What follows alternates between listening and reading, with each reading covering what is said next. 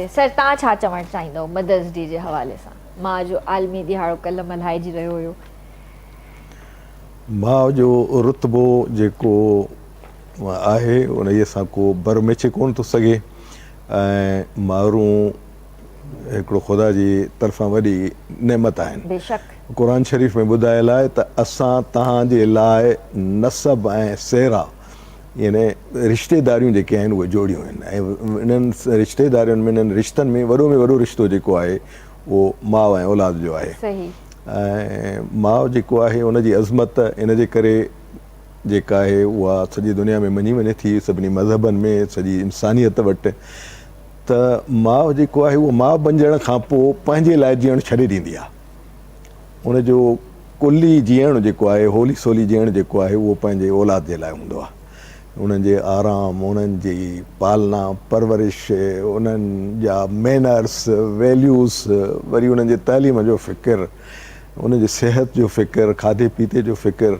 इहे सभु शयूं जेके आहिनि उहो हिकिड़ो रिश्तो कीअं थो सर अंजाम ॾे इहो हिकिड़ो मेरेकिल आहे ऐं सभ खां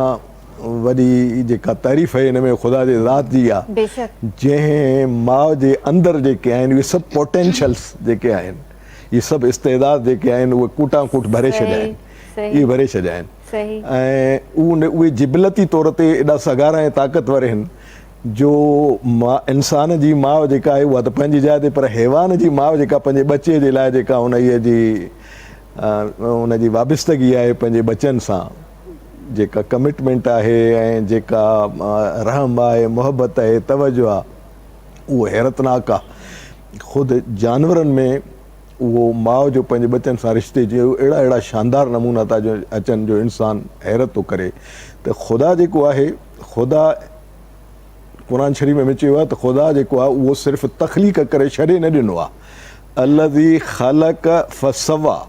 उन तख़लीक़ कयो आहे ऐं पोइ संवारियो अथईं ॿुधो अथईं वरी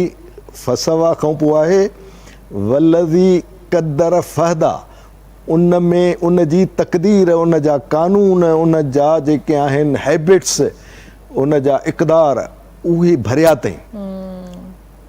फहदा पोइ वरी उन्हनि जे लाइ हिदायत जो बंदोबस्तु कयो अथईं त हिदायत जेको आहे उहा जिबली तौर ते इहो आख़िरी कमु आहे जेको कयो वियो आहे सॼी मख़लूक में हैवाननि में बि इंसाननि में बि